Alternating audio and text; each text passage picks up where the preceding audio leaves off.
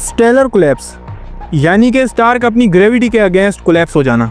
लेकिन ग्रेविटी के अगेंस्ट कैसे कोलैप्स होता है? क्योंकि सूरज भी तो एक स्टार है, फिर वो कोलैप्स क्यों नहीं हो रहा? यार इस बात का तो मुझे पता नहीं, मैं तो अभी पढ़ रहा था। चलो मैं बताता हूँ। पहली बात यह है कि हमारा सूरज कोलैप्स क्यों नहीं हो रहा। वो इस वजह से क्योंकि हर स्टार की एक लाइफ होती है और वो उस लाइफ के ख़त्म होने के बाद ही कोलैप्स होता है। स्टार की लाइफ, तुम्हारा मतलब कि न्यूक्लियर फिजन?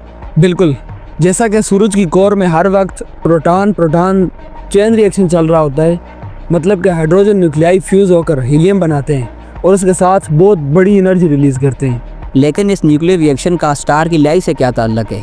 बड़ा गहरा ताल्लुक है, क्योंकि जब न्यूक्लियर रिएक्शन स्टॉप हो जाता है तो स्टार कोलैप्स होना शुरू हो जाता है। लेकिन मुझे एक बात समझ नहीं आती कि ग्रेविटी तो हर टाइम स्टार पर फोर्स लगाती है, लेकिन ऐसी कौन सी चीज़ है जो कि इस फोर्स को अपोज करती है? वो है इलेक्ट्रॉन डीजेनरेसी प्रेशर।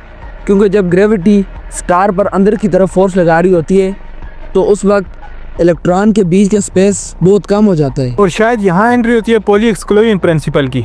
बिल्कुल, और इलेक्ट्रॉन लोअर एनर्जी स्टेट से हायर एनर्जी स्टेट की तरफ पुश होते हैं और इसी अपवर्ड पुश को इलेक्ट्रॉन डीजेनरेसी प्रेशर कहते हैं। लेकिन अगर यह प्रेशर ग्रेविटी को बैलेंस करता है तो फिर स्टार कोलैप्स कैसे होता है? वो फिर मास की वजह से।